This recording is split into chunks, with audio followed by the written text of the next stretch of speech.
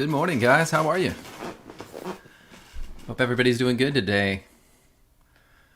I still am trying to get working on my Rumble stream. For some reason, it didn't pop up the way I expected it to. So give me just a second.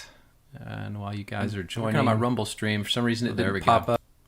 Now I've got it. All right, guys. Welcome to the Sunday gathering this morning. I'm glad to have you guys so far. We got, I see Rick Bowser, I see Tomcat and Terry Barnes. And I had a few viewers waiting on Rumble, so I'm assuming there are some people there on Rumble too. And please just go ahead and put something in the chat so I see that you're there. And yeah, we'll get started today.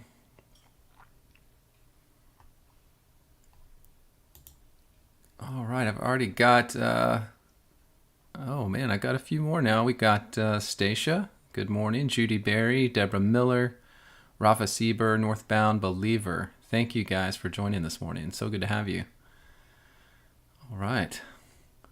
And please go ahead and put topics out in the chat. Tomcat, I see you mentioned the Ark of the Covenant and its purpose for the temple, and that you think it was destroyed in 70 AD. Interesting. I'll put that as an item we could talk about. Yeah.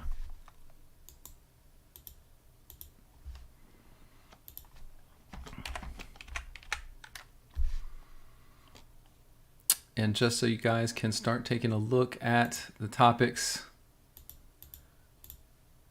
I will put that up on the screen for you. If I can get all my windows managed here. There we go. All right, there's our topics so far. I've got a little glow going on here around my chair. I gotta fix that. Technology, so awesome. Let's see if I can get rid of my halo. It's kind of cool, but I think I'll try to dump it. Oh, too much.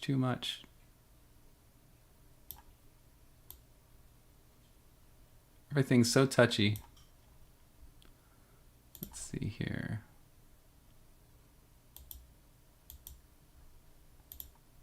There we go. Now I'm getting there. Okay, I got rid of my halo.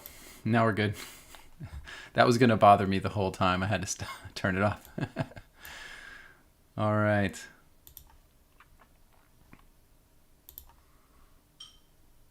Let's see, just cleaning up my windows so I get ready for this. And let's go back to you guys' chat. Hope everybody's doing good this week. But you see on the topic list, just to mention a few things. This one, the Felicity topic, is interesting to me. And yes, it does have to do with the TV show that was out in the 90s. And I may go over that because I think it's so interesting. But that's something that I've brought to the table. Katie Turner last week mentioned the significance of Pompeii and Vesuvius. Now, this is actually, as she got me into studying this, and I started digging, and we started digging. Actually, it's so broad and so far wide-reaching and so pertinent to the events of 70 A.D. that I think it's going to end up being a video in and of itself, but I don't mind spending some time today showing some of the sources that Katie brought to my attention and the significance of some of what happened in Pompeii and Vesuvius, at Mount Vesuvius. Then Terry Barnes, you had asked, if David was such a good king, why did Absolom try to kill him? If you, Terry, want to go over this today, I think if you can put a reference for the story of David and Absalom, that would help me. I did not, as I mentioned last week, I said I would do some research on this. I didn't do the research. That's my bad. So if we do that today, it's going to be very, very ad hoc, and if you can give me some priming on the references, then that'll help me get there quicker so I don't have to waste a lot of our time. Then Laura Masood asked to me, what are the many things that were accomplished on the cross by Christ? And I think that's a great topic. Definitely think we'll do that sometime today. Rick Bowser had asked last week, what do I think of Paul Wallace? And he sent me a video, Rick did, on a topic that Paul Wallace covers on his YouTube channel. This actually has turned into a video, a full-blown video that I finished editing last night, where I debunk this video of Paul Wallace's.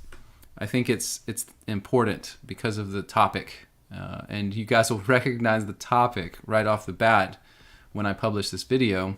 And I think I'll probably publish the video just a little later today, perhaps in the morning. But the editing's finished; it's ready to go. I just gotta do all the needful. And then Tomcat, you just mentioned the Ark of the Covenant. What was its purpose for the temple, or that it was the purpose, you assert, for the temple, and that you think it was destroyed in AD 70.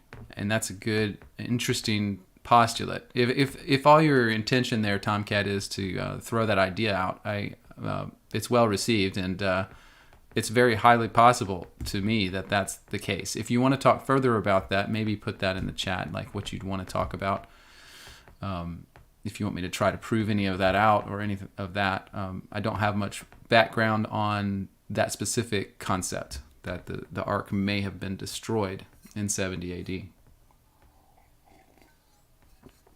Okay, so that's the list at this point. Again, let me put the chat back up and see what you guys are talking about. Well, my chat is... Oh, okay, I get you. I think I see here.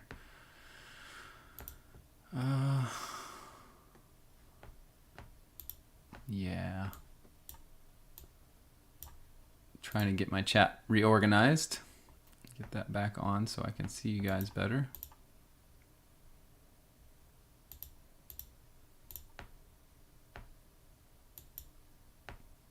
Nope. There it is. There's the chat. Finally. Whew. Man. All right. Now I see what you guys are talking about. Good morning to all of you. Squiffy Bear and Katie, good morning. Laura Masood, it's good to see you. Thank you guys for joining. Rick, you say that I mentioned last week something about God already destroying Israel in the Old Testament. Then what were you talking about Judaism? When did that happen? Rick Bowser, that's in, it's the passages I've been through before in, is it Zechariah? Where Israel actually starts fighting with, I believe it's Judah. And so there's infighting between the tribes. And then God, because of Israel's particular, that group of the Jews, he actually comes against them in battle and has them totally defeated. That's why in the time of Christ, it's the, quote, Jews, it's the Judaists, it's the Judahites. So the Israelites had been defeated in battle and essentially not completely obliterated probably, but defeated so handily that they weren't considered, as God says in the prophets, weren't considered a nation anymore. It was the Judahites that were still left. And so at the time of Christ, we don't have really the Israelites anymore. It's the Judahites, it's the Jews. So if that clears that up enough, I can try to get the reference really quick for that. I'd like to at least share that so you have it. Let's see. So let me, real quick on that, I'd like to just pull it on the screen and get you the reference.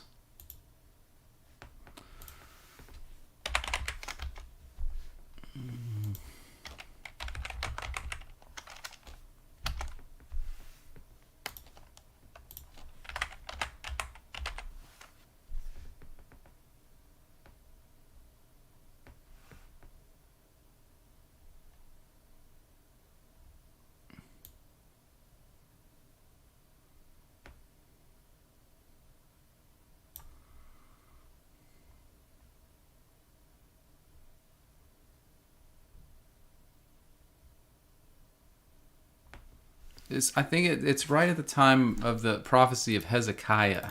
That's what it is. Hezekiah. So let me find that really quick. It's going to bother me if I don't do it.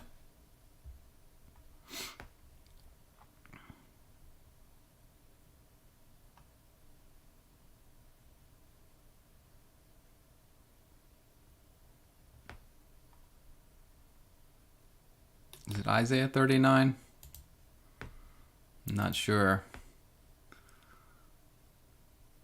But Rick, you let me know if you want me to continue doing that. I'm going to stop because it'll take me a hot minute to find this. But I know it exists, and if you want me to, I can either respond offline, or if you want me to go into that as a topic, I can do that too. Shade Stone, good to see you, brother. It's good to have you this morning. Yeah, I'm glad to have you. Thank you for joining us.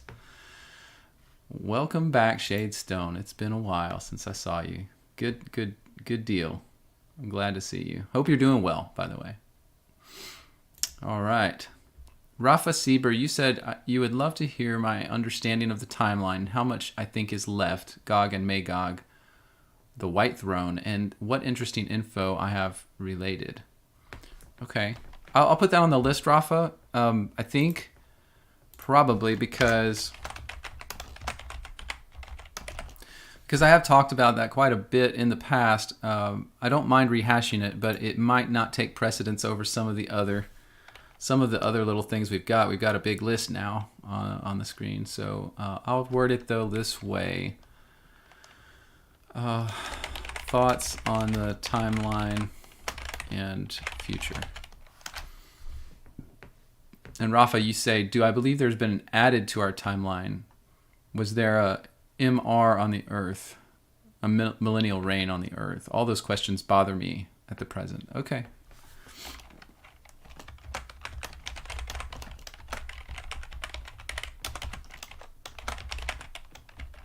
And Rafa, I may go over that very briefly and just kind of throw it out there so that you hear it and everyone else can hear it, and if there's other comments, but I'll make it very quick. And maybe I'll do that. Maybe I'll do that today. And Stacia, I see your topic. Who are the dogs in Revelation 22? April Parker, I see your topic.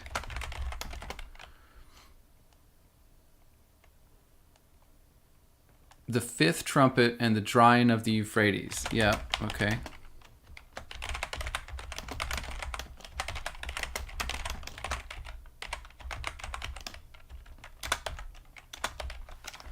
So I got that on there too, April. Thank you for adding to the list. Okay, so here's the list at this point, guys. I just want you to see. It's long. It's very long. Let's see, what are we going to do? So let me try to organize this thing, figure out what we want to do. So Rick Bowser, by the way, the Paul Wallace, because it's its own video, we're not going to obviously do that in the live stream today. That'll come out later today. It's going to be, I think it's going to be called, what did I call the thing? Yeah, the Paul Willis PSYOP convinces people to leave God for Satan. That's, I think, what the title will be. That gives you any kind of indication of what it's about. So let's look at the rest of these. Laura Masood, because I really like your topic, the what are the many things that Christ accomplished on the cross?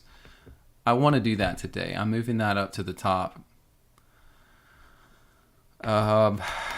Some of these, let's see. I think Rafa and Stacia, your topics, I'm gonna do today, but they'll be a little shorter probably, so I'll put them at the end. April Parker, yours is a good topic. Fifth trumpet and the dying of the Euphrates. It is probably going to take some time, and it may be one I want to study a little. So I'm going to see if we get to it today. I'll see if we get to it. It just depends.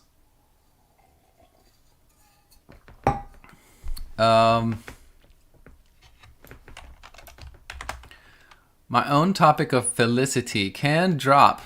It can drop, but I think it's important. I think it's interesting and important to show you guys what they do, what they do to us. It's very interesting, something I never expected to see.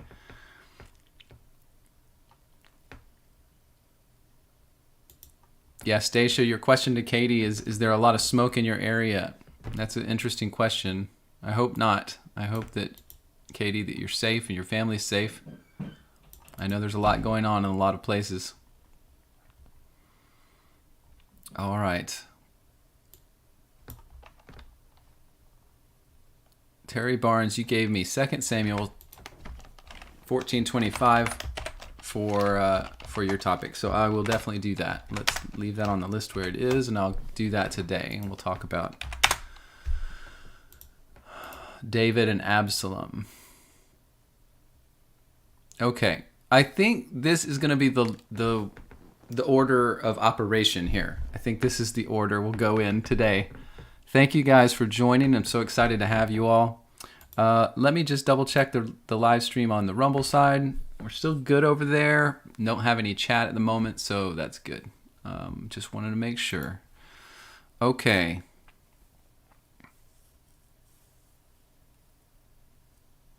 Okay. All right.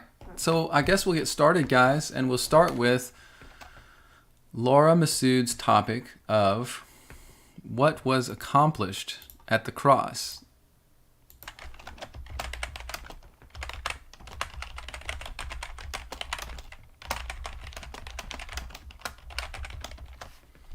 So I would like this to be a little bit of audience participation, if you guys don't mind, or if you have a keyboard handy, or you're not just watching it on Roku or something.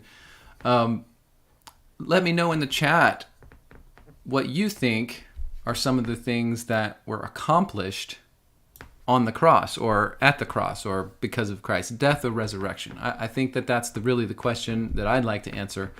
What all did Christ do at the time where he died and then came back? And so I'll give you guys a little bit of time to do that, to say that. But I'm going to go ahead and put this on a separate page. There's all my research for Paul Wallace. But I want to come down here and I want to, oops. Yes. Okay. What was accomplished by Christ at the cross? And then we'll just start listing the things here on the screen.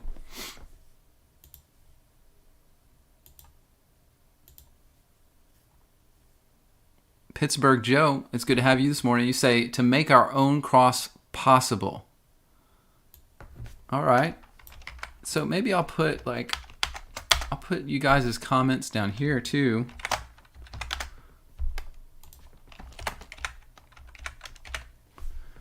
I like that. Laura Masood, you say Satan and death defeated. Yeah, I like that too.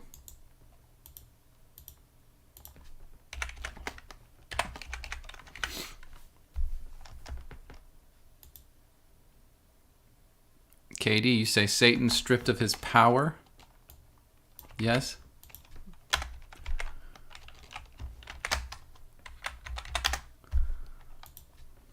Uh-oh, my formatting is messed up. That's okay.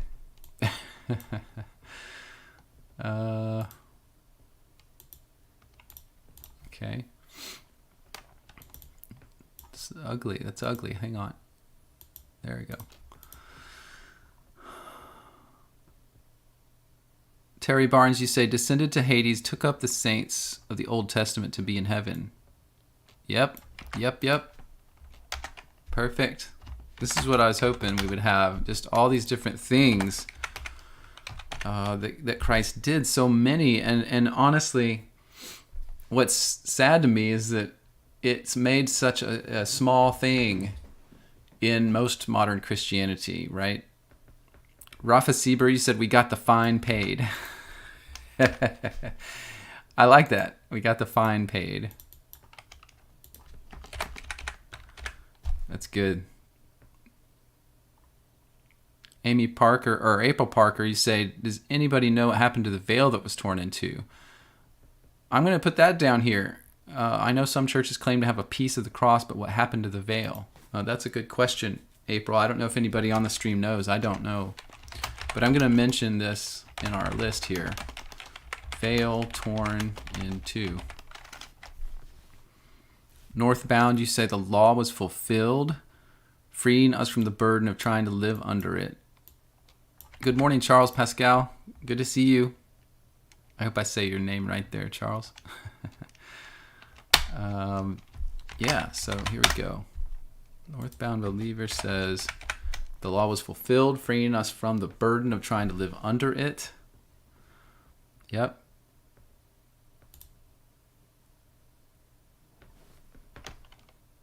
Pittsburgh Joe, you posted John 21:19. It says, "This spake he, signifying by what death he should glorify God. And when he had said this, he said to him, Follow me." Rick Bowser, you say the blood deals with what we have done. The cross deals with what we are. Watchman Nee. Thank you, Rick. Appreciate that. Good old Watchman. Very interesting. All right. So let's make a very succinct list now. You guys have done a great job. And I agree with almost everything, that y'all are putting on there for sure. So let's see. One thing that nobody mentioned and just came to my mind is that he appeased the Jewish hatred. Right? He appeased the hatred of the Jews against him. For the Messiah. He was the Messiah, and he appeased their hatred by allowing them to kill him. Very interesting way to think about it. I have never thought about that way, really. But like you guys mentioned in a couple different ways, made a sacrifice for sin, right? And I would say for all sin. And I would say for all time, right? Deborah Miller, I see your comment remarking on Rick Bowser. He loves Watchman Nee, and you say you love Watchman Nee. He was a great saint. Yeah, his writings and stuff is very good. It's very good. But yes, Christ at this time made a sacrifice for all sin, for all time. It's very interesting, very good. What's something else you guys mentioned? So after he died, he went to Hades. And we know this because of not only the Bible, which talks very briefly about it, but other writings also, expound on that journey down to Hades, where he then freed the captives. So I think the first thing that happened was to get down there, he broke the power of Hades, and I think based on the ancient writings, Satan over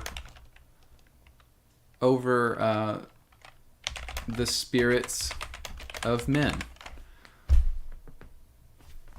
I think that's the way I would say that. He broke the power that death has. So now, when a person dies, a righteous man dies, he doesn't have to go and stay there.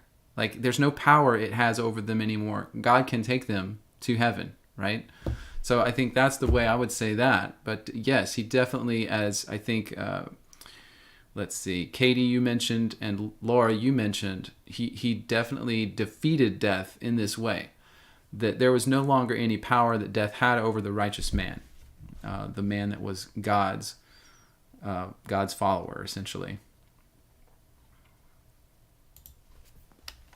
So let's see. I would say that what I think, who mentioned that? Terry Barnes, you mentioned taking up the saints of the Old Testament. He, I believe he did. I would say it this way. He delivered the dead saints to paradise. Because if we remember what he said to the thief on the cross, and I think we've talked about this briefly, maybe last week or recently, that he said, "Today you will be with me in paradise." And what the promises were in both the prophets in the Old Testament and some of the other ancient writings was that Adam and his descendants, essentially the dead humans, would be restored to paradise. And that was specifically said to the patriarchs. So, yes, I believe that when Christ said to that thief on the cross, "Today you will be with me in paradise," he literally was saying that after I do these things, that, I'm taking them and I'm taking you to the Garden of Eden with me, and you'll be there. And I also believe that in the context and of the time period, that the thief on the cross knew that that was what he was talking about. There was no question about what is paradise. That's what they called the Garden of Eden. So yes, I believe that that also occurred. And then I would say too that he exercised this power over the dead by resurrecting himself and the saints. So I think that all that happened. Now, I think that, now what I kind of want to think about is how modern Christianity looks at this versus the way that we kind of look at it, the way we see this stuff. And no, Katie Turner, I don't think that Abraham's bosom was called paradise. I don't think that that's true. But it's something that I could look into further, but I'm pretty sure that's not the case. But now I kind of want to let's think now about how modern Christianity looks at the death, burial, and resurrection of Christ. And how is that different than what we just listed here, what we just talked about? All the different things that Christ did. I think we should include this. He started the kingdom, right? He essentially delivered these saints to God, and in doing so started the kingdom. Okay, started the kingdom of heaven. But modern Christianity looks at this quite differently, actually. So let me do this. Try and get my formatting right here. Oh my goodness. No? Yes, okay.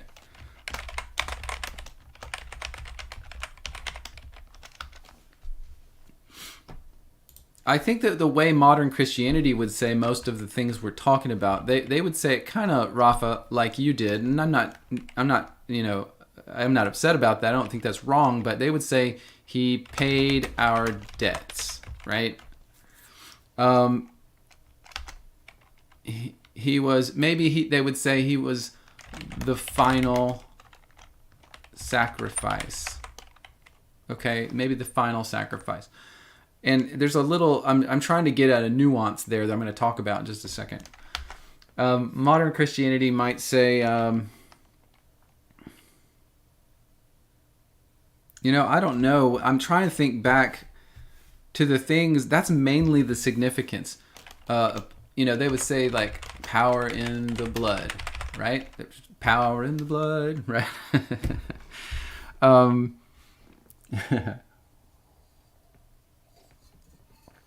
There's a lot of focus in modern Christianity in specifically the blood sacrifice of Christ and almost nothing else. None of these other things, they kind of gloss over or discount the power of Hades being broken, going down into the underworld, rescuing the saints and setting the captives free. And when modern Christianity says setting the captives free, what do they mean? They mean that you are free from the burden of sin, right? They make it's a very metaphorical and symbolic meaning for modern Christians. So I wanted you guys to recognize the difference between what we are talking about now, what we understand because we understand the writings, versus what maybe we understood before, what we were taught before. There's really it's a very shallow understanding that most modern Christians have of the death, burial, and resurrection of Christ and what it meant. It's so it's just, to me, very shallow. It's not finding out the real reasons, the real things that occurred.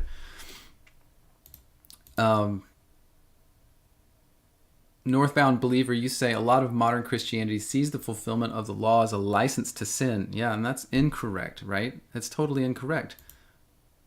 The view should be, as we've mentioned many times, that the law pointed the people of Israel to understand sin so they wouldn't sin. Sin was always there, but God gave them the law so they would understand better and they could not sin.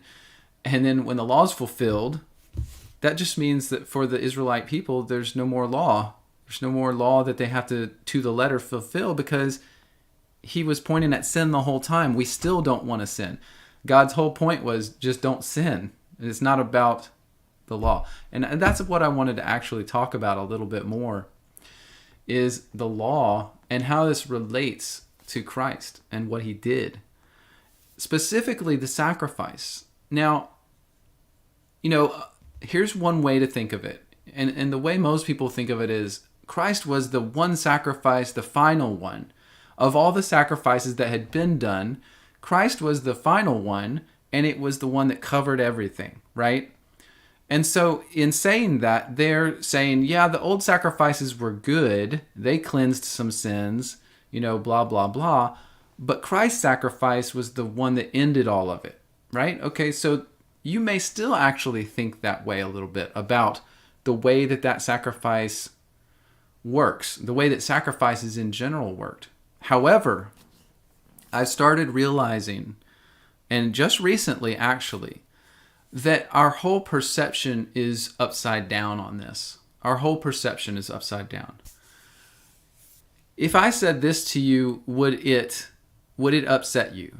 If I said that none of the sacrifices in the Old Testament, 0 of them cleansed any man's sin, what do you think of that statement?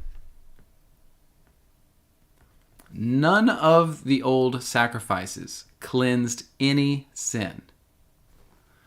And you might say, why, Bible scribe, would you say that? Why would you say that? And I would say to you, well, I've started to realize, based on the writings I've read, the things I've studied, that the ritual and practice of the ancient Jews was always a pointer to what Christ was going to do. Do you know that when God gave Moses the law, he already knew what Christ was going to do? That's why that law was given. It was a pointer. He wanted them to symbolically represent with all their practices what he was going to do on earth to save humanity. Every single practice of the Jews. This is why we don't have to obey the law anymore. Do you understand? Christ fulfilled it because the whole law was written as the story of Christ. The law was the story of the coming Messiah in ritual form. Do you get it? And I'm not being angry. I'm just passionate about this. I think this is the way that we should have looked at this all along. And so when Christ came and died, he was the point of all those sacrifices. He was the reason that any of those sacrifices were ever done. It was simply that the ritual was telling the world through the Israelite nation the story of the coming Messiah who would save everyone with his sacrifice. It's the one sacrifice that mattered, the only one that ever mattered. None of the other sacrifices mattered except in regards to what I think one of you guys just said. I'm not going to see it. I can't remember who said it. But in the sense that in their faith of doing those things, God absolved them of their sin. Do you get that? God resolved the sin issue because of their faith in doing what he asked them to do. But those practices weren't saving them. Those practices weren't cleansing their sins. Those practices were only a pointer to what Christ was going to do. So when I looked at it that way, I felt like that was definitely what God intended. And, over time, the bitterness of the Jewish nation turned those practices into something that were rote, were not done in faith, but just in, duty. And so to the Jewish nation first, and then to the world, we start to not understand that the law was always just this story of Christ in ritual. And that everything about it pointed to Christ. So when Christ says in Matthew, is it Matthew 5 or 6? He says, I came to fulfill the law and the prophets. Why is it that Christ fulfilled it? It's not like he tried to. It's not like he had to try to do anything to fulfill it. He literally was he was the whole end of the story. It's so beautiful the way that all falls together, and I think that that's definitely the correct way to think about it, especially from our viewpoint after the fact, right? To understand and see, because why do you think God then got rid of the law? Because everyone can see, really, if you're honest with yourself, and you can see that Christ did the things that were needed. You can see it. The whole world saw it, right? And I just think that's the most interesting thing about this, Terry Barnes. You brought this topic in general, but to me, that's the most interesting part of this, is that whereas we kind of look backwards in history, we think Christ did this thing to point back at the law and say, look, I fulfilled all that. No, the law all pointed to Christ. And then when he did the thing that the law said he was going to do, the law was over. There's no more law. So, I don't know. I get a kick out of that just because, it does flip it on its head a little compared to the way most of us grew up with it, right? And I hope that helps you guys with your perspective. It just gives you something new to think about if you hadn't already. It sounds like some of you already are thinking the same thing, so that's great. But I just think that that's the interesting way to look at that. So just again, to restate that in a final sense, everything about the law, all the rituals, all the practices, was telling the story of what Jesus was going to do, and we just listed what Jesus did when he died and resurrected. Amazing. Very amazing.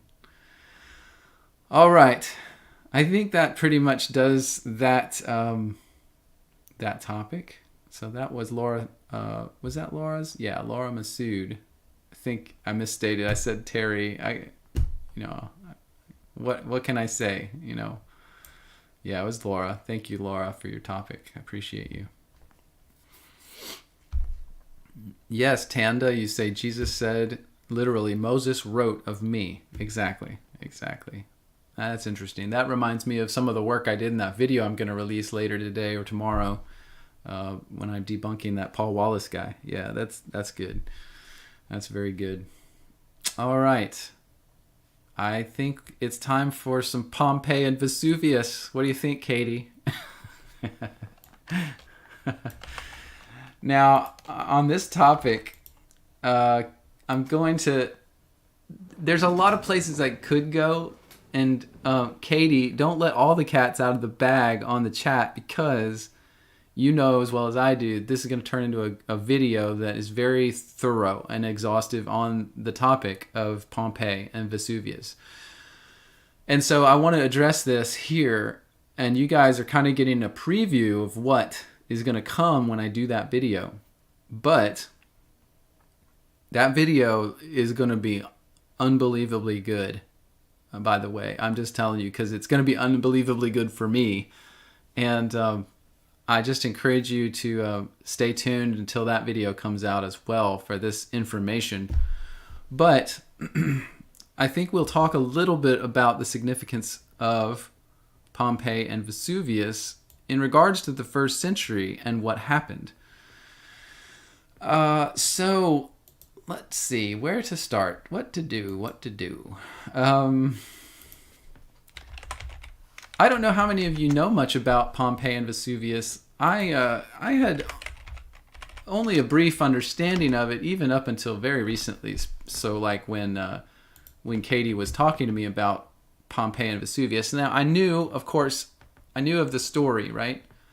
Pompeii is a city near this Mount Vesuvius, this volcano that erupted. I don't even know if I could have told you where that city was, other than knowing it was Roman, right? And this eruption, of course, causes ash and lava to cover the city, and in the way the historians tell it, in such a quick measure, such a quick time frame, that people didn't even have time to get out of their homes, or they thought they would be safe in their homes, so they just planted, and everything happened so quick they couldn't do anything. And so, the city of Pompeii has been excavated. And of course, they found the ash remains of these inhabitants of the city, curled up in fetal positions inside their homes and, running through the streets and all this other stuff, because it happened very quickly, apparently. And that's about, honestly, the extent of my knowledge on it. And so Katie got me looking. Now, Katie Turner, I thank you for your faith and your intense research ability, your ability to bring these things to my attention and help me with them. You've helped me quite a bit. So I just wanted to say thank you for that. But in researching this, we found a bunch of new information that actually seems to tie this thing into a lot of the things we've studied on this channel. Now, just so you're aware, Pompeii is right here in Italy. It's south of Rome, right on the coast, of course.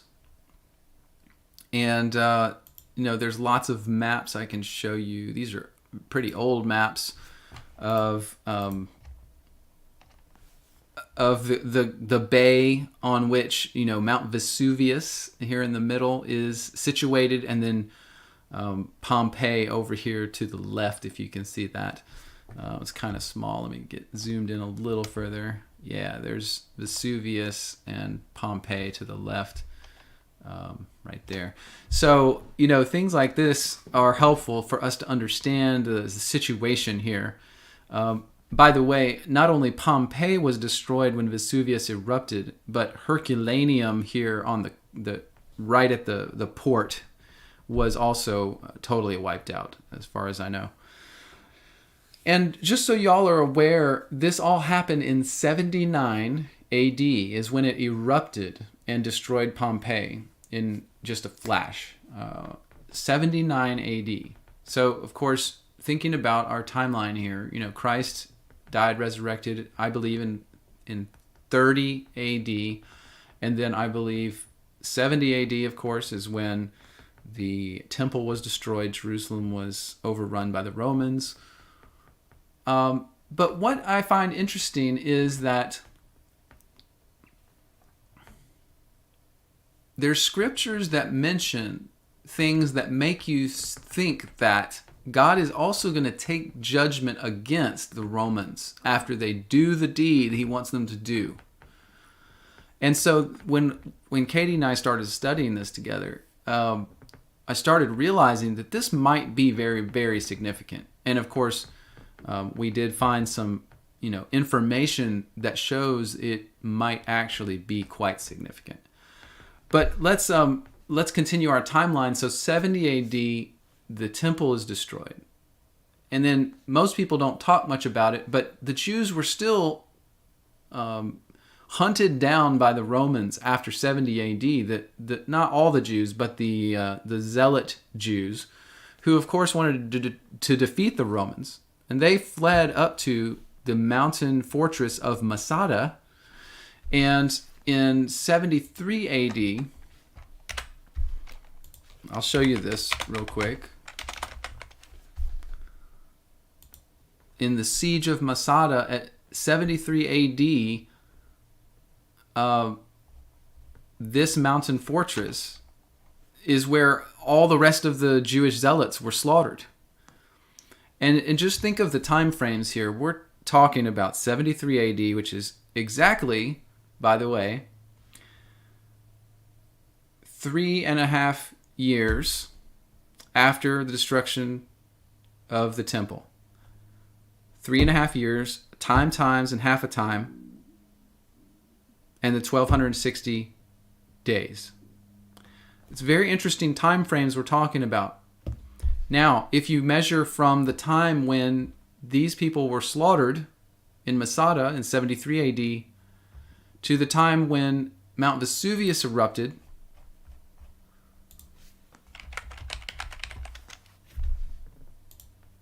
then the Mount Vesuvius eruption in 79 AD is almost exactly the same time period after the destruction in Masada. The temple is destroyed. Actually, and if we go back another 3.5 years, before the temple was destroyed, what is it? It, I believe, is the Great Fire of Rome and the start of the Christian persecution. So the Great Fire of Rome, 66. The temple is destroyed in 70. Masada is finished. The Jewish revolt is finished at Masada in 73. And in 79, Mount Vesuvius erupts and destroys Pompeii. Then you have to ask yourself, what is Pompeii? What is Pompeii? Well, Pompeii is, as we showed in the map here, Pompeii is literally, at this time, Pompeii was the hub of entertainment in the nation of Italy and in the Roman place. Not only entertainment, but pagan god worship and sexuality, sexual deviance, and sex worship was all happening in Pompeii. It was known for it. In fact, I read part of an article that I think, Katie, you may have shared with me that said that as the excavators were going through Pompeii, trying to find out, get artifacts after, and this is in recent history, as the investigators, the archaeologists were digging things up, they found so many phallic symbols and references and statues, sexual statues and sexual things, that it disturbed the archaeologists so much. Some of them stopped working on it. Some of them couldn't stand it. They were like, this is crazy. They couldn't believe what they were pulling out of the ground. And just so you see a little bit of this, I don't want to dwell on this because it's, so here is some of the art of Pompeii. There's these frescoes all over the city. Now, these are pretty normal frescoes here. This is some of the art of Pompeii. That doesn't seem too out of the ordinary. There's some nudity here, whatever. Okay, that's okay. I get it. But then you start to see things like these frescoes, like this right here. Yeah, that's an interesting fresco. This is in a house of Lupana, which was a brothel in the city. Then you have things that have come out that people have found, like this artwork from the city. Again, a fresco. And I don't want to show too much of that. That's kind of gross. Sorry. And then this is another sexual depiction in a fresco in the city. Then, things like this on the buildings in the city. The Temple of the Phallus. Is that what this is? These are things from the city. And then, of course, there's all these different implements that have been found. And this is just small sampling. Like, I don't even want to go into some of it. That actually, I'd probably have to censor that video myself if I did. Some of the stuff is just ridiculous. Here's another disgusting fresco from the city, right? So this is the type of thing that Pompeii was known for. And so it's interesting that, just shortly after these other events that God has made transpire, Christians are persecuted. God responds with the destruction of the temple, then the destruction of the Jewish nation in general. The Zealots are completely wiped out in 73, 74. And then In 79, God rains fire from heaven down on Pompeii. In fact, many of the ancient writers called it like Sodom and Gomorrah because it was such a good comparison, because the city was so wicked and evil. Now, there's some other interesting things that we found out. I'm only scratching the surface, by the way. But one of the things that amazed me was that not only in 79, which is what we always hear about, 79 AD, yes, fire came down the mountain, destroyed Pompeii, destroyed Herculaneum. But what happened here, this is interesting, in 80 AD, fire from the mountain came down and actually destroyed, and this is, by the way, this is according to Cassius Dio in his writing, The Epitome of Book, 66, chapter or section 24, a second conflagration above ground. And I'll try to zoom in on this so you can at least read it on the screen. In the following year, meaning 80 AD, spread over large sections of Rome, while Titus was absent in Campania, attending to the catastrophe that had befallen the region there. It consumed the temple of Serapis, the temple of Isis, the Septa, the temple of Neptune, the baths of Agrippa, the Pantheon, the Dribitorium, the theater of Balbus, the stage building of Pompey's theater, the Octavian buildings together with their books, and the temple of Jupiter Capitolonius with their surrounding temples. So God literally burned down all of the pagan temples known in the Roman capital and the Roman area, this area of Roman decadence, I guess is how I should say it. I would say it's the seat of power of the Roman deities, is what I would say. And that's why it was so well known for this decadence, this sinful lifestyle. It was all tied into the worship of their gods and all of this. So to me, that the significance there is amazing.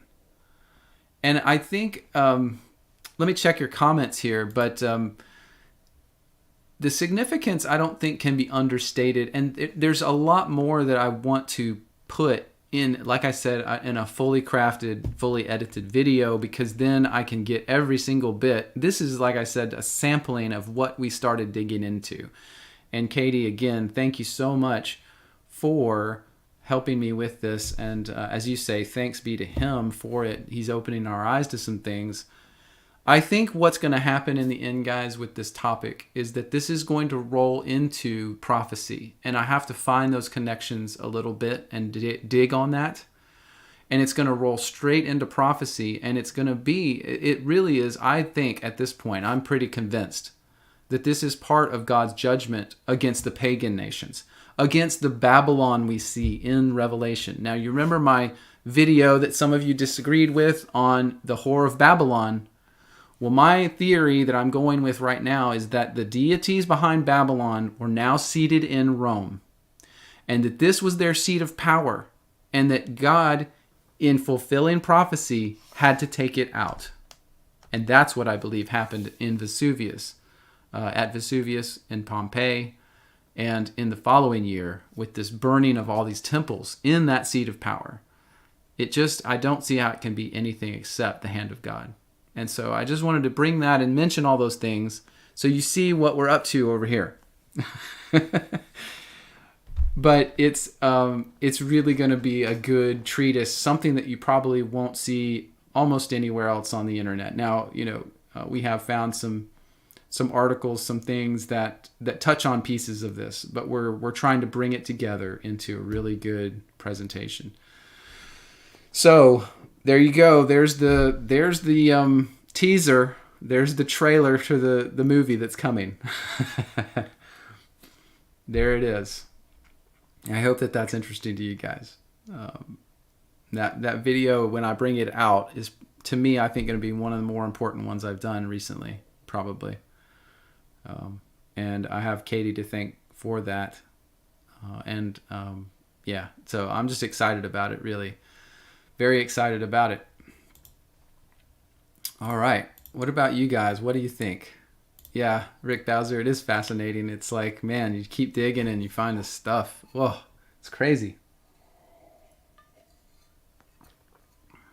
Just keep digging. All right. Just reading back through your comments here, guys. Sam likes fruit. You say Noah builded an altar to God. I think that was actually on our last topic. And he said he would not curse the ground anymore. Okay. Laura Masood, you mentioned Pompeii ruins was like the city of brothels. Yes. Those frescoes were like advertising what was offered in each room. Yes, Laura, that's a very good statement. That's a correct statement from what I read. That each room in the city, the frescoes on the walls of each room were literally to depict what the room was for. It's kind of like a memento of what that room is. And so that's why those frescoes I showed you that depicted the sexual acts, that's what those rooms were for. And the buildings, there's other pictures of buildings that literally had, here's an interesting one that I found. There's actually on the ground, on the streets in Pompeii, they had phalluses, reliefs, sculpted into the ground, into the tiles in the street to point you the way to the brothels. So there would be phalluses. You would follow the phalluses to get to the brothels in the city. Yeah. It's pretty bad. Katie, you say that half the info you have is from your dad. Your dad was a great man. He was a great man. Yeah, Laura, you say it reminded you of the French Quarter in New Orleans. Yeah. I haven't been to the French Quarter. Maybe I don't want to go. Charles Pascal, you say, yes, it's interesting. So many fires today, too, also. Is climate change or some of it judgment? I believe, Charles, I'll just say that I believe it's the hand of wicked men. By the way, the fires in Greece, the media, the mainstream media in Greece, where many of the huge fires have been ravaging the Greek forests, and countryside for weeks now. The mainstream media had to come out and admit this fact, and that was that they had recently arrested over 70 arsonists who had been planting fires all over the country. So, we can all say, we think it's climate change or we think it's this or that or just natural things. No, there's arson going on all over the world right now. And some of it is from people on the ground. Some of it's from people in the air. That's just the nature of what's going on right now. It's not anything natural. But I just thought I'd mention that in passing. I kind of thought of it earlier anyway. I wanted to say something about it. Katie Turner, you are so welcome. Absolutely. Anytime. I just thank God for your friendship. I appreciate you. All right. What's next? Let's see. We did the dirty work. Now let's see what's next. Let's see. Next topic is Terry Barnes. This is your topic about David and Absolom.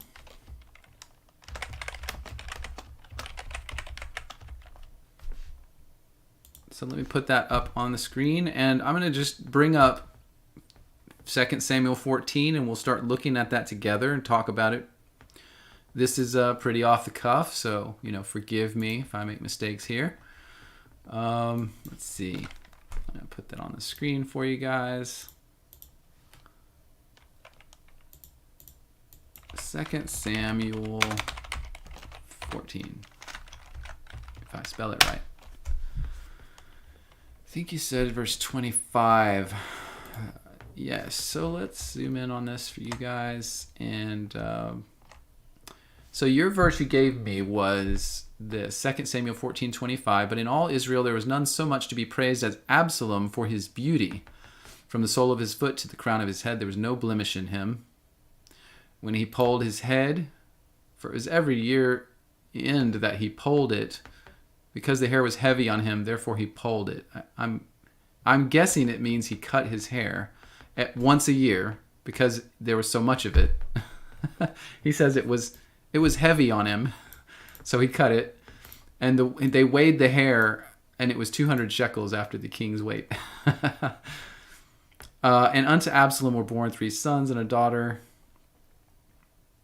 Absalom dwelt 2 full years in Jerusalem. Okay. Therefore Absalom sent for Joab, but the king would not come to him. When he sent for him a second time, he would not come. Therefore he said to his servants, see, Joab's field is near mine. He that has barley, go and set it on fire. Absalom's servants set it on fire. And Joab arose and came to Absalom and said, why have you set my field on fire? Well, this is an interesting topic, just since we're just talking about fire. And Absalom answered Joab, behold, I sent unto thee, saying, come hither, that I may send thee to the king. Say, wherefore am I come to Geshur, etc.? And if there be any iniquity in me, let him kill me. So Joab came to the king and told him. And when he had called for Absalom, he came to the king and bowed himself on his face to the ground before the king and kissed Absalom.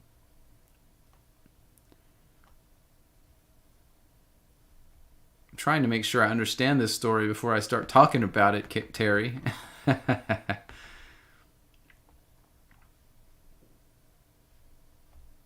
I'm just going to look up here through the chapters, get the context in my brain a little bit.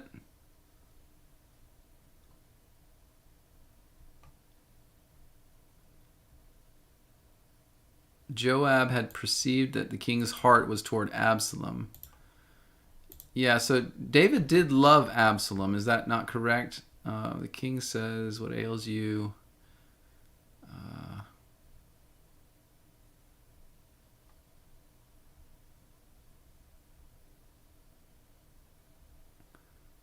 Yeah, I'm just trying to get it in my head here so I can speak better about it.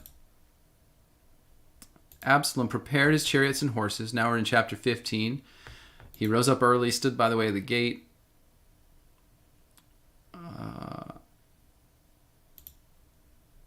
He's checking people at the gate of the city, asking them if they are the tribes of Israel. If I was made to judge the land, he says, every man which had any suit or cause might come to me, and I would do him justice.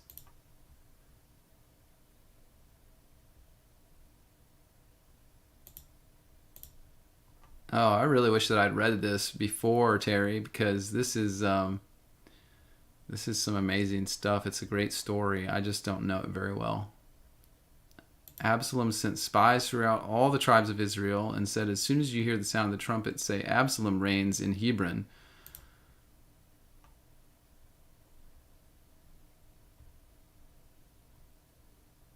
A messenger came to David, saying, the hearts of men of Israel are asked after Absalom. David said to his servants, we are here with him at Jerusalem. Arise and let us flee.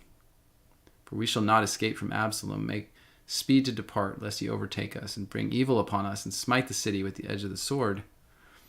Terry, you say it's common knowledge that David was anointed and chosen by the Most High God. Why would anyone, let alone his son Absalom, challenge his father?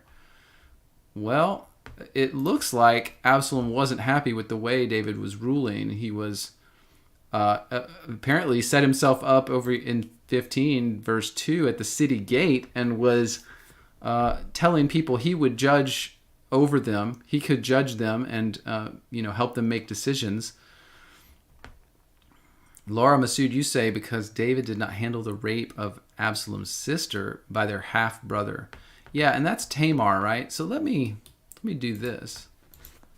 I want to bring up Tamar too and look at that.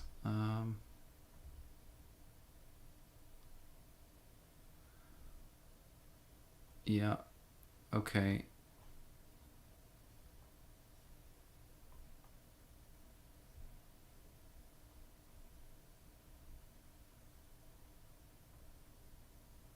She did bake the cakes, it says.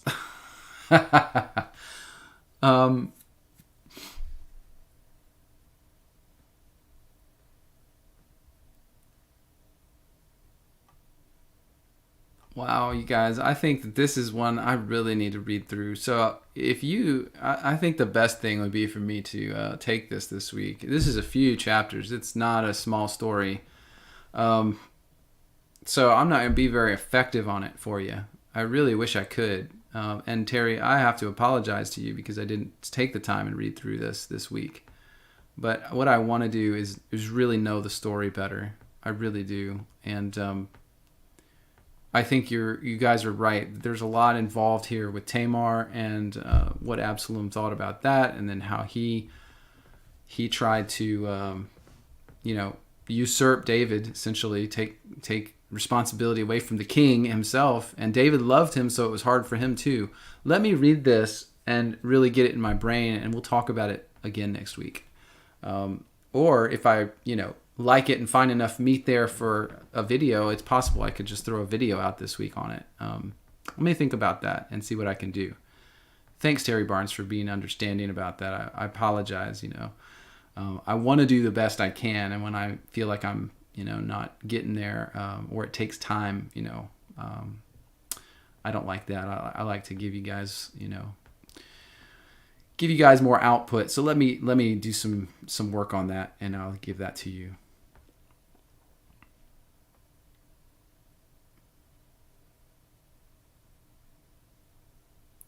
Yes, Charles. We have to read more this week. Me too. I'm not I'm not up to speed enough on this one. So let's do this, and we'll go on to our next topic. And this is Rafa. This is yours, Rafa Sieber. And so let's do this really quick because, like I said,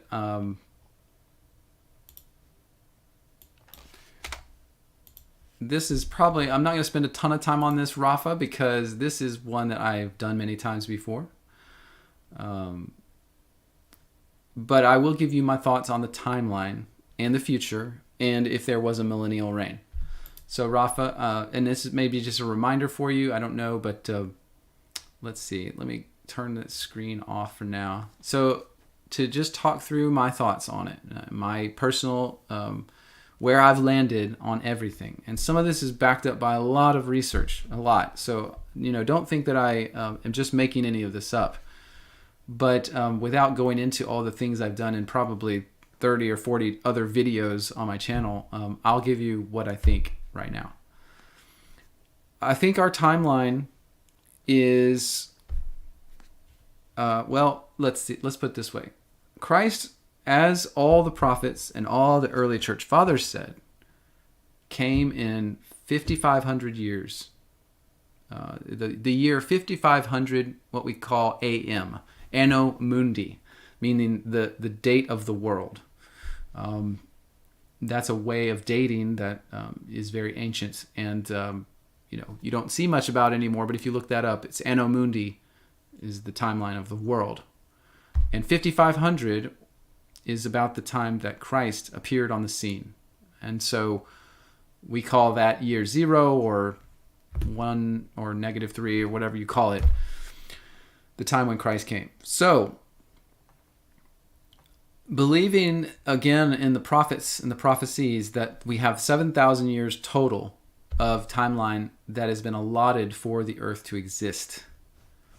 I believe we are now approximately at about 6,090 or so. And that is because I do believe the timeline, the 2,000 years between Christ's coming and now is messed up. It's messed up. I believe the timeline is I think that it has, my gut tells me, this is kind of speculation here. My gut tells me that a few times during the history of the Catholic Church and the popes and the kings in Europe, that the times were changed. And, at one time it might have been 100 years change. It might have been a few over here. But all in all, I feel like they essentially caused in our modern calendars about 500 years worth of history to evaporate. So it's literally should be called, if you were using a Gregorian type calendar based on the birth of Christ, I believe that the current year should be about 1500, not 2023. And so that being said, that's not a requirement, by the way. Some of that's a little speculation on my part, but that's not a requirement for my views. So I do believe that, as Christ said when he was on earth, that the millennial reign was about to start. And that the millennial reign, as Jesus Christ said many times in the New Testament, it's the heavenly kingdom. They're going to reign in heaven. Heaven, heaven, heaven. Nothing was about reigning or ruling or the millennium on the earth. The kingdom of the Father is in heaven. Always has been, always will be. The throne of the Father is in heaven. And Christ, in Acts chapter 2, is said to be sitting at that moment after he resurrected and ascended, was sitting on the throne next to God in heaven. Well, if that's the reign, then the reign is in heaven. There's so many things that point to the reign of the millennium being heavenly. And so that is my take on it, that there was a millennial reign. There literally was. It was literal, but it was in heaven. And so that reign started at the time of Christ. And it started at around this 70 AD time period when Christ fulfilled all these things. God fulfilled all these things. And Satan was bound. And that started that 1,000-year period. By the way, the 1,000-year period is the reign of the saints. The kingdom goes forever.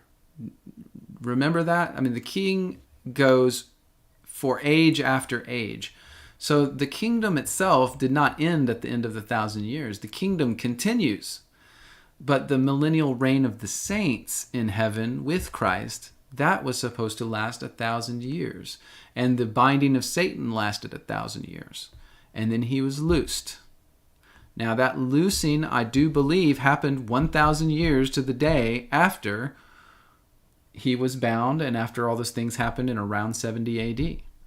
Now, because of the chronological timeline issues, it's hard to know exactly what year we would say that was in our chronology, on our calendars. I don't know exactly what year that was. There's some speculation that it was the year about 1090, 1070, 1090 AD, around the time of the First Crusade that was, of course, very focused on Jerusalem, surprisingly enough. Very focused on, recapturing the Holy Land from the Turks, the Muslims. It's very interesting that that's the case. So a lot of things are interesting about that time period, but I don't know for 100% sure if our dating is correct on that. Okay, I just don't know. There's no way to know for me. I for one, haven't done a ton of research on it, but I think even with a ton of research, meaning days and days and weeks of research, I think it would still be hard to grasp what actually has been done to our timelines and our chronologies. So all I can say is that I do believe that has already occurred. The end of the millennium has come and finished, and that Satan is now loosed. So that would put us in the Bible, specifically in Revelation chapter 20, in the middle of the chapter, after Satan is loosed. And that would mean that the only things mentioned after that are the battle of Gog and Magog and the great white throne judgment. Okay? And so the battle of Gog and Magog, as I've said many times before, I don't know for sure whether it has happened yet. It's really hard to know. It's possible that it has happened and that had something possibly to do with what I mentioned about the Crusades or the Muslim Turks and all this stuff. I've seen some good evidence that it could be that. I've also seen some things that make me think, no, that hasn't really happened. Some things specific to the prophecy that I think may push it out into the future. I just don't know, and I'm not going to tell anyone that I do know. To me, that is still a confusing aspect. I don't know whether it has happened or the battle of Gog and Magog will happen. I'm sort of leaning to that it will happen, but again, I'm not 100% sure. But then the Great White Throne Judgment definitely has not happened. It's too broad, it's too inclusive. At the time of the Great White Throne Judgment, the books of life, the records of all mankind are opened. Okay, and that is something that I've talked about in another video. The Book of Life, I think, is the name of the video. It's called The Book of Life and the Akashic Record. That video, I talk all about these books of life. If he opens those books and judges men according to, that's all mankind forever. Okay, it's not some little localized like thing that happened in 70 A.D. So that's kind of a thing, another strike against the full preterists in that regard. But I believe that great white throne judgment is what happens at the end of the earth, the end of this physical world. And so all that is wrapped up together, and that's in our future.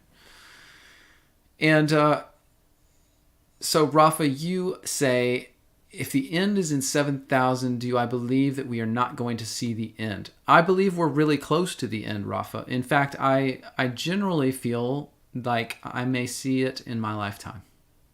But that's my personal opinion. I can't really back all of that up with hard evidence. I do have evidence that I could say I'm pretty sure it's in the future. I'm very sure it's in the future. But I don't have hard, solid evidence that it will be in my lifetime, other than a whistleblower testimony from an ex-intelligence agency expert that was close to these people and in the upper ranks of intelligence, and said that they knew the earth was going to be destroyed in our lifetime. And he was an older gentleman when he came out with that whistleblower testimony. His name is Victor, and that was the only identification he gave. And he said that it was not going to be in his lifetime, which he probably may already be dead based on the age he was at the time of that interview. But it would be in the lifetime of the person he was interviewing with, which was a younger person in his 30s or so. So anyway, that's a testimony that is, to me, evidence that it's probably pretty quick. But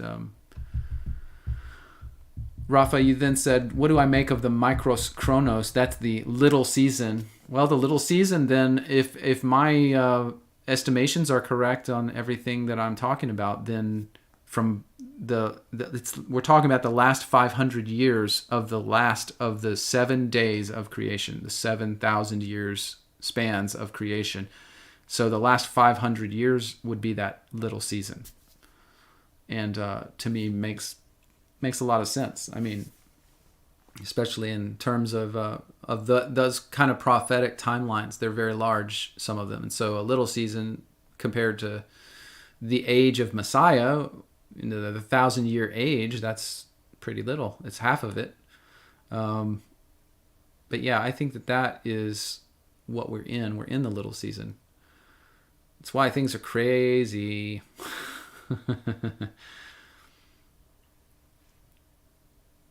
Yeah, Pittsburgh Joe, you say that you can skip the white throne judgment if you already have eternal life. Jesus isn't going to judge that away if you already have it. I agree with that statement. I think if your name's in the book of life, yeah, I don't think there's going to be any real, judgment for you. Now, if your name's not in the book of life, apparently the way it seems to work is that he judges you according to your deeds. And I don't know all that means. I leave a little room for God to do, of course, whatever he wants to do, because I don't understand that fully. But perhaps there is some sense in which that occurs. That's what it says in the scripture multiple times, judged by your works. So, Rafa, you say 2048, and then the answer is I don't know. 2024 and 2048, I don't know. I'm not going to worry about it. No, I don't. It's not a problem to me. Terry Barnes, you think we have one more day? I believe we're in the last half of the second day, and the year 3030 is the third day. Thoughts? I don't know, Terry. I mean, I told you what my thoughts are at this point, but I'm open to other interpretations. I would need to kind of talk with you probably a little bit about what all that means, but I don't fully understand, because when I say the days, I'm talking about the days of creation that, the days in Genesis, the 7 days of creation, the Sabbath, all of that foreshadowed the 7 periods, 7 1,000-year periods of the earth. So when I say days, that's what I'm talking about. So the second day would have been long ago for me, what I'm talking about. So I'm just talking about it in a different way than you are. I have to just, sync up with you on it. Jason Sumner, good morning. It's good to see you. Thanks for joining. I hope you're doing okay, sir. I know there's a lot going on in your part of the world. A lot going on in your part of the world.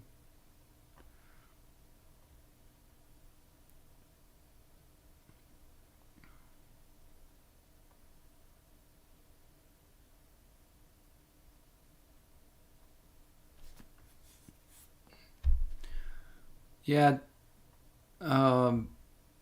Yeah, Jason, I kind of addressed that collective type concept last week a little bit, but yeah, I'm not on board with that. But yeah, Jason, I know we're too early. I hate that too, brother. I just really hope you're doing all right. A lot of information coming out or not coming out about Maui and what's going on there. So just anyway. Squiffy, what do I think about chemtrails protecting the Earth against solar flares? Yeah, I think that's part of what we're talking about. I do believe that's part of what we're talking about, and that's part of why they experiment with that stuff and do it. I think it has to do with their intention. You heard it said recently that the Biden administration was talking about that they would love to be able to block out the sun, right?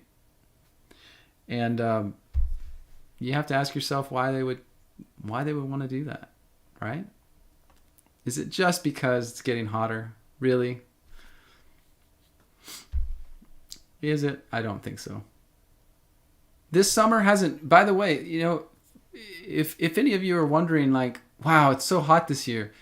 This summer's been the same as every other year since I've ever lived here, like at least 20 years. It's the same. There's nothing any different. It's not hotter. I mean, we've had some hot days. Yeah, we always have some hot days. It's the same every year. There's no climate change. It's a joke.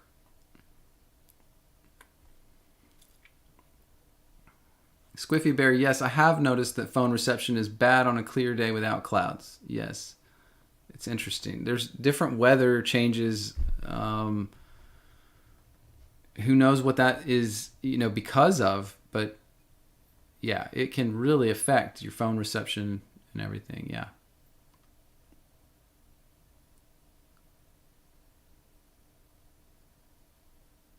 Sandra, by the way, I don't know if I said good morning to you, but you mentioned chemtrails are making this place hotter, much hotter. It's much hotter because of the chemtrails.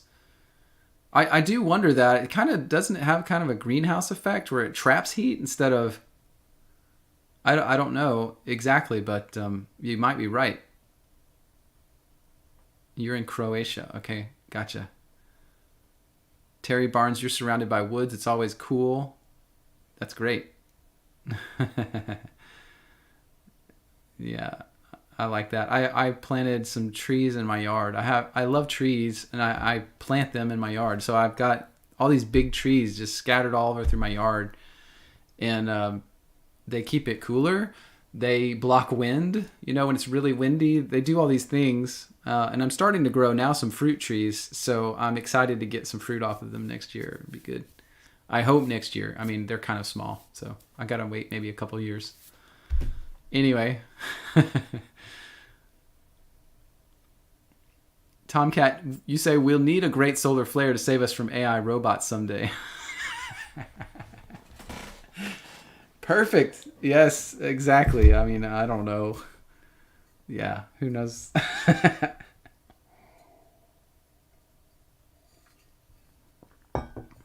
I mean, in Matrix, the first Matrix movie, doesn't Morpheus say it was us who scorched the sun? Who scorched the sky? I think he said. He's telling Neo when he first brings him out of the Matrix. He's like, it was us that destroyed the sky. Is that prophetic? That movie's interesting in a lot of other ways, but I'm not sure it's prophetic, but it probably has something to do with it. Armored Raven, good morning, sir. Good to have you. Okay, let's go on to the next. The next is Stasia's topic of who are the dogs in Revelation 22.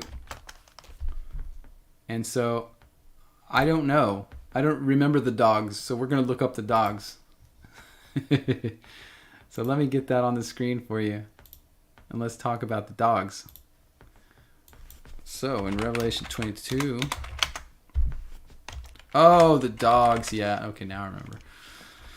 Revelation 22. That's right. Oh, this is tough, Stacia. This is tough. You guys always bring up the hard ones. So, this is after, of course, it's after the New Jerusalem is talked about in chapter 21. The new heavens, the new earth, the New Jerusalem. The New Jerusalem, by the way, wouldn't be the same as the Old Jerusalem. It wouldn't be in the same place. It's the New Jerusalem. And it's in Zion. It's in heaven. All of that makes sense with the Old Testament prophecies, but doesn't make sense with, for instance, an earthly or materialistic, maybe what I guess would be a full preteristic interpretation that the new heavens and new earth is earthly, right? That this is a revamp of the temple, or what is it? Because the full preterist position is that the heavens and earth is the temple, right? Well, why is there a new temple? What? And I think that mostly the full preterist position is that that temple is talking about you or your heart or something like that. It's kind of an amillennialist type of interpretation. But I disagree with that. I think that the New Jerusalem is in heaven. And so that's what's been talked about in chapter 21. And he shows a pure water of life, clear as crystal, proceeding out of the throne, and in the midst of the street of it, on either side of the rivers, the tree of life, which bears 12 manners of fruits, and yields her fruit every month. The leaves of the tree were for the healing of the nations. The healing of the nations. I'm going to look that word up real quick. Nations. Healing of the nations. Ethnos. That's what I thought it was. I just want to make sure it's ethnos. Okay. And there will be no more curse. Meaning, what's the curse? There's no more curse. I would imagine the curse is the curse of death from sin. There's no more sin. I mean, there's no more death because there's no more sin probably there either. They will see his face, the Lamb. They will see the Lamb's face. His name will be on their foreheads, as has been talked about before in other parts of Revelation. Not the mark of the beast in the foreheads in heaven on their spirits, but their spiritual mark in their forehead will be the name of the Lamb, Christ. It's very interesting. All of it comes together and it reiterates itself again and again. It repeats these things so this is what it's talking about. There will be no night there. They need no candles, no lights of the sun. The Lord God gives them light. They will reign forever. These sayings are faithful and true. The Lord God of the holy prophets sent his angel to show unto his servants the things which must shortly be done. This is the angel telling John, this is why you're getting this message from me. Because the Lord God sent of the prophets sent his angel to show his servants what must shortly happen. Right?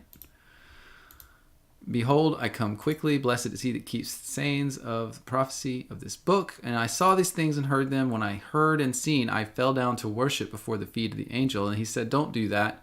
I am your fellow servant. I'm brethren of your prophets. Worship God. And he said to me, seal not the sayings of this book, for the time is at hand. He's unjust, etc. Okay, he that is unjust, let him be unjust still. And he that's filthy, let him be filthy still. He that's righteous, let him be righteous. And he that's holy, let him be holy. Why would he say this? It's because the time was so close for the judgment of Israel and the putting down of the nations, the God giving authority to Christ and him taking over all the ethnos of the world, that the time was so close that he's like, let everyone stay as they are. No more change. We're not going to move any more from the unjust side to the righteous side or this way or that way. It's that close. It's going to happen this way. And the people it's been set in history. Behold, I come quickly. My reward is with me to give every man according to his work shall be. And I'm Alpha and Omega, beginning and end, first and the last. Blessed are they that do his commandments. Who is this talking? It is, the angel had said, he says unto me. God says unto me. Do you see that? It's hard to follow, but the angel says to John, don't worship me. You need to worship God. And he says to me, God says to me, the things we're talking about now. God says to him, I'm the Alpha and the Omega. I'm the beginning and the end. This isn't Christ talking, I don't believe. This is God. This is the Father. I am the Alpha and the Omega, the beginning and the end, the first and the last. Blessed are they that do his commandments. Of course, who is his? It's God's commandments. Jesus didn't have commandments. Well, I mean, he gave instructions, but they were God's commandments. It's God's commandments. That they may have right to the tree of life and enter through the gates of the city. He's talking about their time in 60 AD or 65 AD. He's like, those that do his commandments, and I could add the words, right now, have right to the tree of life and will enter to the gates of the city. But without are the dogs, the sorcerers, the whoremongers. He just talked about the just and the unjust and the sifting, the righteous and the unrighteous, the holy and the unholy. And now he's saying, let it all remain as it is. Blessed are those that do his commandments. They will have right to the tree of life. And without are the dogs and the sorcerers and the whoremongers. See, we're no longer in heaven in the New Jerusalem. This section is not that. It's now current time. So I think what is being said about the dogs here is that these are the wicked of the time period. These are the ones that have rejected Christ and will not be included in the kingdom. Blessed are those that do his commandments, but outside are the dogs and the sorcerers and whoremongers. These are the nature of the ones that do not do his commandments. They are the wicked. So it says all the rest. I mean, it keeps going. I don't think there's anything additional we need to go through there, but I think that is the dogs. Stacia, you say, could the term dogs be a reference to the Gentiles? No, I don't think so. I really don't think so. I mean, dogs, sorcerers, whoremongers, murderers. It's equivalent. So all these things are equivalent in this because of the language used. It's the dogs, sorcerers, whoremongers, murderers. They're all the same. It's the wicked that are being talked about. And it kind of puts a cap on it and says, whoever loves and makes a lie. Whoever loves to lie. This just talking about anyone who's wicked. I don't believe that the dogs are the Gentiles, specifically. These are the people that do not, they're non-Christians. They're the non-Christians of the day in 65 AD. Okay. That's what I believe about this.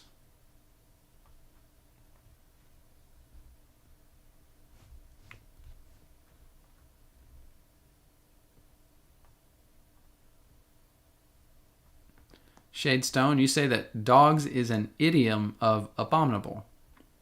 Interesting. Tanda, you say, I've never understood the nations in the New Jerusalem. Why would there be a need for healing there? Well, that's a good, interesting point. I can't answer every single question, Tanda, about heaven. But I do know that heaven is an interesting place. There's a lot more there than most people realize. And I've done a couple of videos on the structure of heaven according to some of the ancient texts. There's many levels, there's many places, mountains, valleys. It sounds like there may be cities, different types of creatures that you don't know about here that we don't have on earth. So for it to say this kind of thing to me with that context of what is really in heaven, I have no problem whatsoever with it saying there's a special tree, yields fruit, and it heals people in heaven, because of what I know about those texts and what I've read. So I will just say that there is a massive landscape in heaven that has lots of different things, and there are many levels of heaven. And many things are not near the throne of God, and many things are near the throne of God. And there are some people that are punished. There are some beings that are being punished in parts of heaven also. The name of that video, Squiffy Bear, is a good question. Let me do a little search for it, find it, and I'll mention.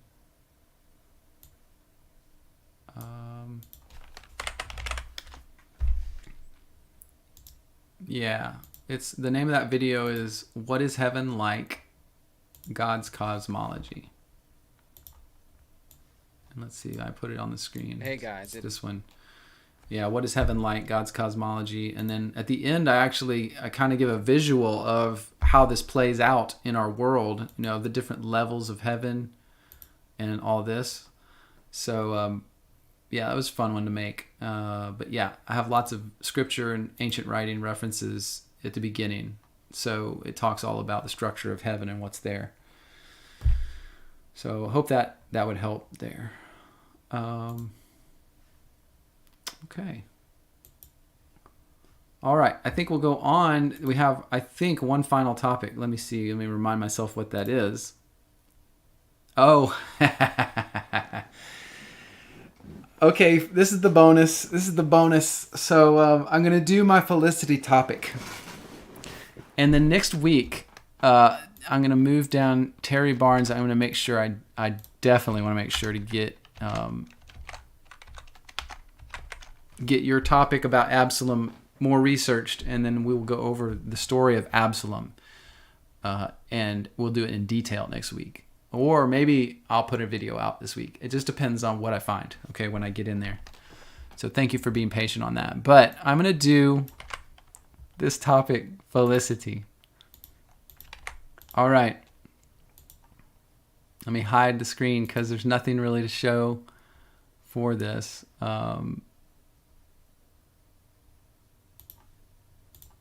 Okay, there's your chats. Yes, Felicity. Okay, so, let's see. How do I approach this so it makes sense to you guys? I want to make sure this doesn't just come across as just like, what? What's going on here? Okay, so I have this thing that's stuck in my soul because I grew up in the 80s, right? I am a certain way because I grew up in the 80s, I must admit. There are, the way that TV was produced at that time period, the way that movies were produced is it like, I don't know how to explain it. When I watch that time period movie, it resonates, right? It resonates with me. And so the 80s, the 90s, that's when I grew up. So all of that stuff, it resonates with me. And now, like when I have nothing to do and I'm tired and I just don't have any energy to put into, for instance, researching stuff or reading. In fact, because my eyes are getting bad, it really sometimes annoys me to death to read. So I have to force myself to do it now. I'll sit down and I'll want to watch some TV. Well, I sat down and I saw this series, Felicity, you guys may know of from your past if you saw it when it was on in the 90s, late 90s. And I just said, well, I didn't know the series. I hadn't watched the series before just a month ago, okay? So I had never seen the series Felicity. But I knew it was about, college and, I thought it was like love stories and stuff like that and, interaction of, people. And I like that stuff. So I was like, I'll watch through this. So I got hooked on it, of course. Started watching through the series Felicity. But of course, now that I have new eyes, there were some things in it that I kept finding that I just was like, really? Is that really in there? Is that really in there? For one thing, I wanted to mention that the series itself, in totality, is very sexual. It's like hypersexual. I mean, everything seems to be about who's going to get into a sexual relationship with who. And then, of course, there's a couple times during the series when people get pregnant. And it's like, well, do we have to have that baby? Can we get rid of that baby? It's almost funny how blatantly stupid their conversations and their discussions are about a child, about a life. Some things like that really struck me, and I'm like, man, this show is crap. But I was kind of hooked, and I just wanted to see through the whole thing. So I watched the whole thing. It's 4 seasons, and I continued through. Now, there's a few interesting things about this. There's a few really interesting things about this series that I found as I went. Some things that you'll be like, oh my goodness. And I'll get there in a second. But let me start to share my screen and show you just a little bit. Of course, Felicity stars, not that. That's for later. Felicity stars this girl. Oh, what's her name? Why can't I think of her name? Carrie Russell. That's right, Carrie Russell. Her love interests are Ben and Noel, Scott Speedman and Scott Foley. By the way, Foley is a very well-known name in Hollywood. The Foley. Have you ever heard of a Foley artist? That's a really well-known name. So, just a note. It's just interesting as I went through this. There's a few things I saw that I was like, what?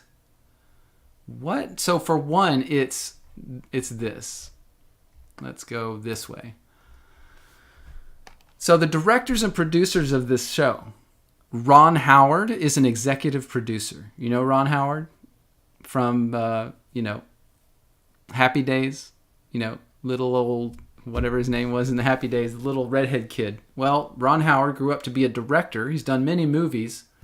And I believe he is totally co-opted and part of the deep Hollywood, as you would put it. The baby rapers and pedophiles, okay? And then you have J.J. Abrams, which I thought was interesting. Like, I didn't know J.J. Abrams was working this early. But this was one of his first things. This got J.J. Abrams his start. So that's interesting. J.J. Abrams. Now, Matt Reeves is another one. He's very, very well produced in television and stuff like that. So Matt Reeves is another one. But I just thought those names, Ron Howard, J.J. Abrams, very interesting. By the way, throughout the show, Felicity herself kind of becomes a Bolshevik. She kind of takes up feminist causes. There's one show in which she's campaigning for essentially a Planned Parenthood center near her college. There's a whole show about it. And she's like, oh, this is the best thing I would do. It's the right thing to do. They just really drive it home. Oh, yeah, you got to have people that have contraception. All college students should have contraception. In season 2, it's interesting. I thought she gets a guidance counselor. They switch her guidance counselor, and it's now this woman who literally is a Jewish woman. And so she is, of course, the smartest character in the series and provides Felicity with all the information she needs to make the right decisions in her life. Like, it's the Jewish guide that is the source of wisdom for the series, right? And she goes back to her, by the way, multiple times throughout the last 3 seasons as her oracle of information. By the way, the bar that they always go to, that the group of friends that Felicity has goes to, is called the Epstein. This is where it gets really interesting, guys. Their bar is called the Epstein. Just a note. In and of itself, I would have thought nothing of this. But when I saw all of this together, it kind of came together. There's a guy who's running for student office in season 2, and the actor is Rob Benedict. He's this blonde guy that lives near and becomes a part of this friend group of Felicity's, but he runs on the platform of Free Pizza Fridays, And all of his t-shirts and all of his flyers are covered with pizza. Just a slice of pizza. So he's in all these shows, like 4 or 5 different episodes at least, wearing a slice of pizza on his shirt and putting up flyers with pizza everywhere. And then I noticed throughout all the seasons, it's very constant that the friends all go out and, when they have an offhanded comment, it's like, I'm going to just go home and eat some pizza. I'm just going to have a pizza. They keep saying that, and it happens so many times that I started to be like, what? Is this real? Is this what Ron Howard and J.J. Abrams like to do in their spare time? They have a pizza? Is that what they do? Now it gets really bad. It gets really bad. This picture I showed you earlier, the only other media I could find named Felicity is a movie from 1978 about pedophilia and lesbianism. And this is the poster from that film. That's the poster from that film. By the way, there's lots of films from that time period that essentially push pedophilia. A lot of them. It's kind of scary if you go to this on IMDb and you start following the related titles links. There's some horrific movies out there. Horrific. I didn't even know that they were available.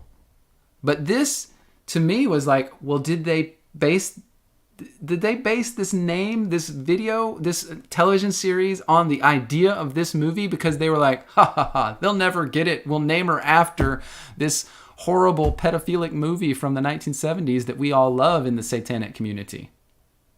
Do they think that's funny? Now, here's the icing on the cake for all of you. I know you've been waiting for this.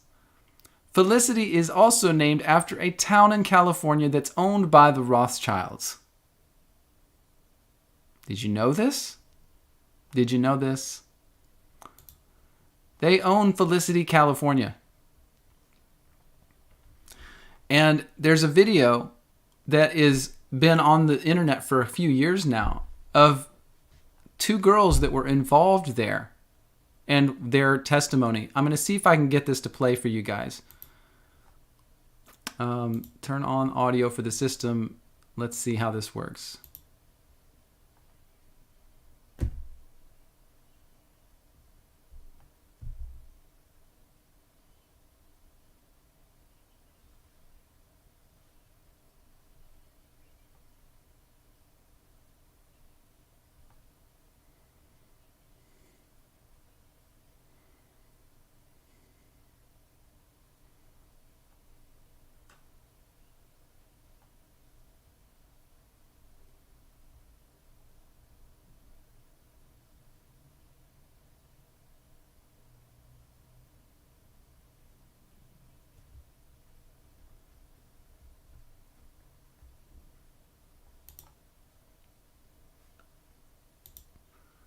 Is that amazing? Is that amazing? Did I think for a second when I started watching the series Felicity from the 1990s that I was going to see that? Did you not have audio? Oh, guys, I'm sorry. Hang on. Let me get that back again. I'm going to do that again. Let me put it back on the screen. I'll play it again. Let me get the audio right. I've got a lot of moving parts with the audio to get the desktop to go.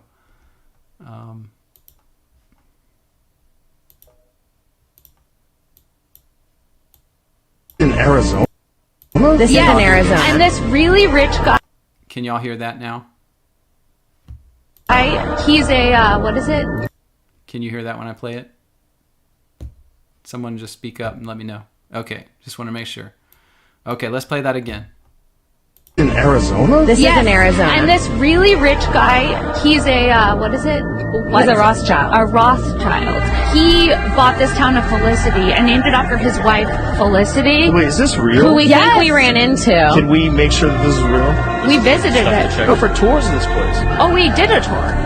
We did a horrifying. Why? Tried to get us in the center of the pyramid, in the center of the thing, put our foot in the middle, save this thing and make a wish and then sign a contract. And I was like, and we were like, I'm not doing that. And she was like, well, the only part of the tour you have to do. And they go, to do the tour. And that's when we said, we don't want to do the tour anymore. We're going to leave. And she was pissed. and then they said, she goes, this right here is the center of the world.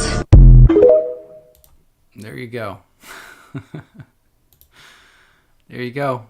I mean, I don't know what to say, guys. That's what I found as I finished through that series and started thinking about what I was seeing and hearing, and I was just blown away. I was blown away that they've been playing this game with us for so long, and I really think that in general the series wasn't. It's not like it was demonic. Although I will say that, and one thing I didn't mention was there's a character who is a friend of Felicity's in every single season and episode that's a witch. And the last episodes of the final season, there's this segment of, and it's really like 4 or 5 episodes where they go back in time and Felicity tries to relive and her years with those boys to try to see what would happen if she chose the other boy as her lover or whatever. And this whole, back to the future time thing to me is very syncretic with all the work of these Hollywood Satanists. They do this stuff a lot. But the other thing that's interesting about that is the reason she goes back is because of a witchcraft spell that her friend placed on her. And then the way she gets out of it is by doing another ritual. She finds the sorcerer who writes the book that the spell was from, and they do a ritual to get her back into the future, into her current time.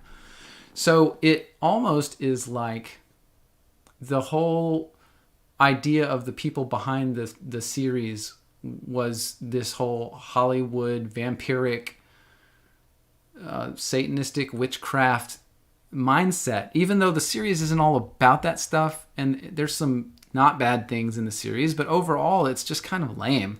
I mean, it was overall very disturbing, I guess is the way to say it, when I watched back through that with new eyes. And I wanted to share that with you guys. I hope that that's at least interesting. Shows you that these people have been at this for a long time. And not that I think that everything they did in this show was an intent to show us all of that, but they dropped it as they went through. They dropped it through. They sprinkled it. They're like, we can slip this thing in, the pizza thing. We'll do a few episodes with the pizza, and we'll get the Jewish lady to be her counselor. Yeah, that's a good one. And then, all this witchcraft stuff. They just sprinkled it in through all of it. Amazing. It's just amazing that, to me, I guess the amazing thing is that we kind of let it all pass by our eyes before and didn't have a single clue that it was going on, right? I guess that's it. And I think I noticed as I was going through that those girls said that this town of Felicity was in Arizona. I think I need to update my notes. I think I thought it was in California for some reason. But anyway, there you go. There's my topic of Felicity. Because I, a silly old guy, for some reason decided to watch through that series again, and that's what I found. Amazing.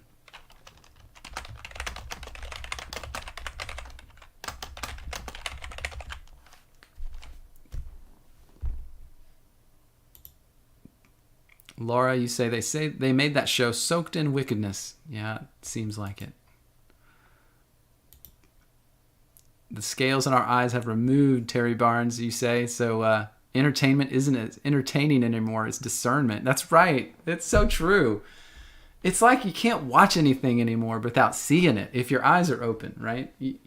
You're the scales are off, and you see the demons behind the masks, right? And so it's just crazy. It's just crazy. I would have never thought that Felicity was going to have that stuff in it. Here we are. This is crazy. Oh boy. Oh well. I really wonder, what is the future going to look like for television and movies? Honestly, the stuff that's being produced now, I can't even force myself to watch it. I don't know. There's something weird. And again, I know I have a proclivity for some of the older stuff, But the newer stuff, I really can't. I can't even stomach turning it on. It just doesn't. It's not funny to me. It's not good and wholesome. It's in most cases, it's actually a literal affront now to what I believe. So the majority of modern television and current television and movies is simply an anathema to me. Like, it's against everything I believe and everything I think, and I just can't make myself watch much of it. I just not to mention that generally the production value is horrible in most of it. I mean, and I come from a graphics and video and film background, so I know that it's just like such a travesty what's happened to the quality level of most of the stuff that's coming out now. It's terrible. But anyway. Laura, you say your children hate to watch most shows with you because you point out the programming. My son said something to me yesterday that really did me good. He said something. He mentioned the song by the guy who calls himself the Rich Men of North Richmond. You heard of that song that's been going around the internet? And it's a song, about all the horrible things going on in the world right now and how stupid it is. It's a great song. And the guy, anyway, my son mentioned it to me. And so, I'm excited because that gives me hope that my son, his eyes are open. He's seeing some things now. He's aware. And I just am thankful to God that that's the case. It really did me a lot of good yesterday to hear that from him. So I'm really glad he mentioned that to me. And yeah, it's crazy stuff, crazy times. Oh boy. Sam likes fruit. You say the same here, and with music. You hate it all now. Used to love it. Yeah, it's hard for me too with music. Yeah, I can't. There's not much new stuff that I can listen to at all. Even listen to it on the radio, just passing by. I'm like, ugh. I don't know. It could be because I'm old, but I think it's more than that. I think it's more than just because I'm old. I think it's because of the time we're in, and the things they're putting out are terrible. They're horrible. Pittsburgh, you say, don't be a friend of the world. That's true. That's true. Well, guys, it's been a pleasure this morning. I think I'll finish up here, and I just thank you all for your participation. As we go further with this and continue, I feel like your participation is 50% of what's going on here, and I really appreciate it. You guys are very valuable in every sense to each other and to me. I would say this, I had some bad news that I got from my friend Joel, who I did the interview with just a week or so ago. You saw that video, the interview with Pastor Joel. He had some turn of events that are not good for him and making it very tough for him right now. And I just would ask that you pray for Pastor Joel and that he gets guidance from God on what he should do next, and that he has peace about what's going on enough to make good decisions and to move forward from here. So I thank you guys. Thank you for your time and your prayers. And y'all have a great week. Love all of you. Take care. Thank you, guys. Thank you, Squiffy. Bye-bye.